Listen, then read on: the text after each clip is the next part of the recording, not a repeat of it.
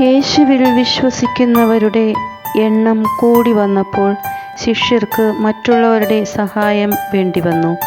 അതിനാൽ ജ്ഞാനവും വിവേകവും വിശുദ്ധിയും പരിശുദ്ധാത്മാവിനാൽ നിറഞ്ഞവരും സമയവുമൊക്കെ ഉള്ളവരായ 7 ഡീക്കന്മാരെ തിരഞ്ഞെടുക്കുകയും അവരെ തങ്ങൾ ചെയ്യുന്ന പ്രവൃത്തികളിൽ സഹപ്രവർത്തകരാക്കുകയും ചെയ്യുന്നത് അപ്പോസ്തല പ്രവർത്തനങ്ങൾ 6:1-7 വിവരിക്കുന്നു.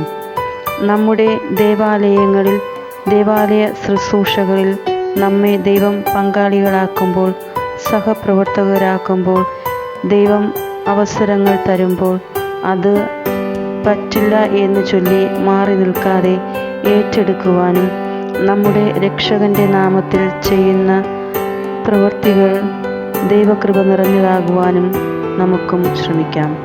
ദൈവം നമ്മെ സമൃദ്ധമായി അനുഗ്രഹിക്കട്ടെ.